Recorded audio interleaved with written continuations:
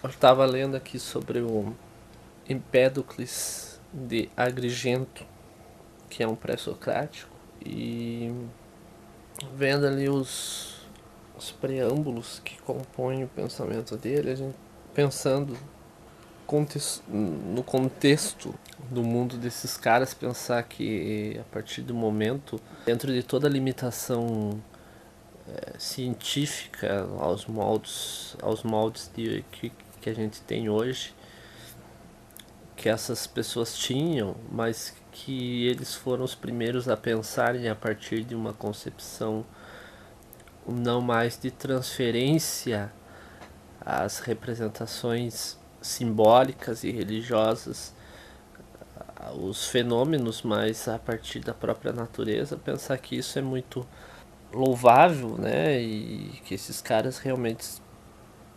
tenham extrema importância na história da humanidade. Fica muito fácil, depois de todo conhecimento construído, falar que era absurdo o cara falar que tudo vinha da água, né, como o Tales dizia.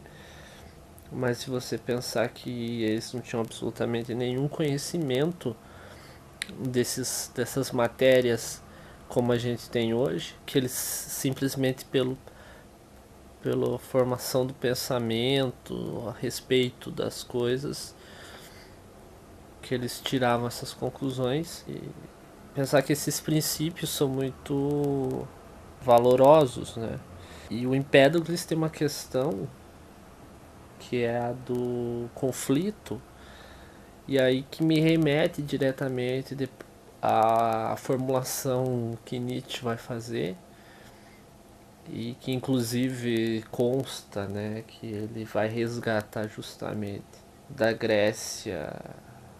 E quem aí eu não li o suficiente para isso, para saber.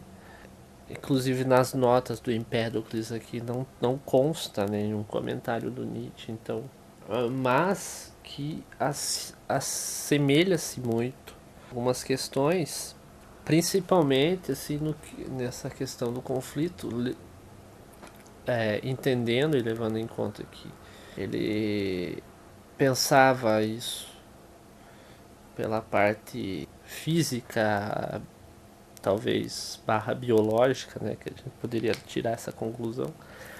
Mas se a gente pensar apenas conceitualmente, essa questão do conflito é presente no Empédocles, eu acho que ele representa muito ainda, ele não perdeu o seu valor de aplicabilidade, justamente porque se pensar como um filósofo e em termos conceituais, o que isso implicaria, né, como resultante na humanidade em si, tirando então as partes óbvias que não se justificam mais pelo ramo da ciência, né? E ele tinha tanto que a representação dele se dava pelo pelo amor e pelo ódio, né? Que eram os dois princípios que compunham um mesmo ser, né? E aí a gente tem essa relação justamente comparativa, de que essa ambivalência estava presente no mesmo todo, e que elas eram necessárias para a existência desse todo. Esse todos era composto, portanto, justamente desses antagonismos que ali exerciam seus porquês como conflitantes, mas que aí eu separei justamente. Foram duas passagens, acho que foram citadas pelo Simplício, no livro Física dele, que ele cita o Empédocles e me chamaram a atenção. A primeira diz assim: claro que a composição frasal é um tanto complexa também, a estrutura das frases, porque eles escreviam em forma de poemas, né? Então Isso também tem que ser ter uma atenção especial. Duplas, ele diz assim, duplas coisas direi, pois ora um foi crescido a ser só de muitos, ora de novo partiu-se a ser muitos de um só.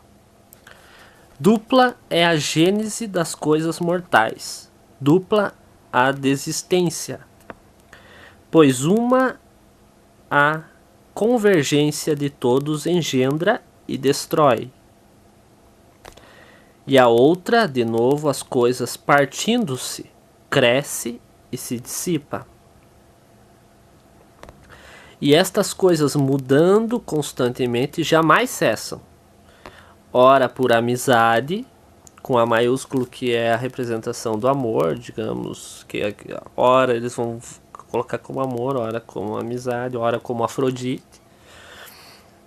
Ora por amizade convertidas em um, todas elas. Ora, de novo, divergidas em cada por ódio de neicos. Assim, por onde um de muitos compreenderam a formar-se, e de novo partido ou múltiplos se tornaram. Por aí é que nascem e não lhes é estável a vida. Viu? É por aí que nascem e não lhes é estável. Mas, por onde mudando continuamente jamais cessam. Por aí é que sempre são imóveis segundo o ciclo. Mas vai do mito, escuta, pois estudo aumenta o peito. Isso quer dizer assim, que o mito é a palavra aqui. Então, a palavra escuta e aumenta o entendimento das coisas, ouvindo a palavra, né, ou estudando.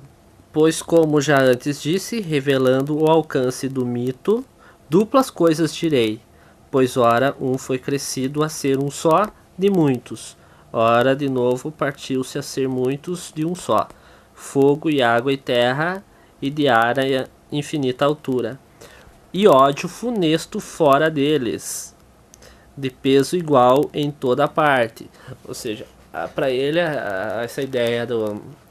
A gente pode entender que essa representação do amor, que é... Depois ele essa parte nas questões físicas que não importam aqui, do fogo, água e terra, mas são internas. E a parte externa, o ódio é externo, né? O que faz muito sentido se a gente continuar levando em conta a questão da aplicação nietzschiana, por exemplo, né? E ódio funesto fora deles, de peso igual em toda parte, e amizade dentro deles igual em comprimento e largura. Contemplar com a mente e com os olhos não te sentes pasmo. Ela, entre mortais, se considera implantada em seus membros, e aqui é da parte física mesmo, tipo, enraizada, né? Por ela pensam coisas de amor e obras ajustadas fazem. De alegria, chamando-a pelo nome, e de Afrodite. Ela, por entre eles, se enrolando, não a viu nenhum mortal. Mas tu ouve do discurso, logos, a sequência não enganosa, pois estes todos são iguais e de mesma idade, mas honra cada um mede outra, a cada um tem seu modo. Seu modo aqui é seu ethos, caráter, né? Sua particularidade, sua conjuntura. E em turnos prevalecem no circuito do tempo. E além deles, dos 4 elementos, nada mais vem a ser, nem deixa de. Pois se continuamente perecerem, não mais seriam. E este todo que coisa o acresceria, donde vindo, e por onde se extinguiria, pois destes nada é vazio. pois estes são eles mesmos e correndo uns pelos outros tornam-se outros em outras vezes e continuamente os mesmos. Tá, e aí agora a gente vai pro... Tem a outra citação do Simplício, que o Simplício fez, que diz que vai deixar mais evidente ainda uma discussão que se possa ter em cima dessa visão da necessidade do conflito para o homem alcançar as coisas, né? Inclusive a sua própria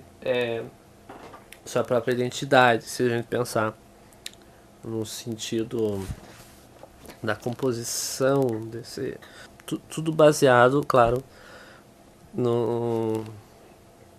na estrutura nietzschiana do homem, né? Diz assim: em turnos prevalecem no circuito do ciclo, perecem uns nos outros e crescem em seu turno fixado, pois estes são eles mesmos e correndo uns pelos outros tornam-se homens e espécies de outros animais. Ora por amizade convergidos em uma só ordem, ora de novo à parte movidos cada um por ódio de neicos.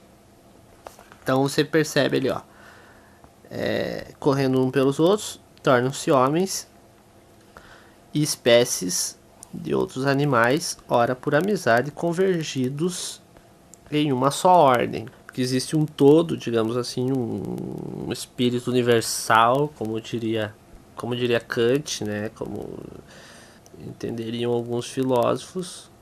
Ora, de novo, parte movidos cada um por ódio, movidos cada um por ódio de neicos, até que em um crescidos o todo submissos se tornem. Assim por onde um de muitos aprenderam a formar-se, e de novo partido ou muitos se constituem. Por aí é que nascem e não lhes é estável a vida. Que tal detalhe? Ó. Mas por onde, mudando continuamente, jamais cessam. Por aí é que sempre são imóveis segundo o ciclo. Portanto, me parece que se não houvesse a parte do ódio, a questão estática ia fazer com que existiria uma uniformização, uma uniformidade, uniformidade, assim que fala, do que quer que seja, e aí estariam submissos a essa ordem universal, de tal forma que nessa comodidade dessa amizade predominante, desse amor, dessa Afrodite, o conflito não existiria e estagnaria por consequência. O todo. E ele mantém o ciclo justamente por haver esse ódio que é externo, que faz com que se divida, né? Porque é o ódio que divide, permite a divisão do todo, que para ainda assim tornar-se, de alguma forma, compor esse né? Porque aqui a gente teria que fazer um cálculo depois mais complexo, talvez elaborar desenhar, né, para entender. Só que se assemelha muito a essa questão que é necessário aqui no Empédocles, o ódio, para que não seja estável a vida, né? Justamente para ela mudando continuamente, jamais cesse. Por aí que sempre são imóveis segundo o ciclo. Eu acho que fecha bem essa compreensão.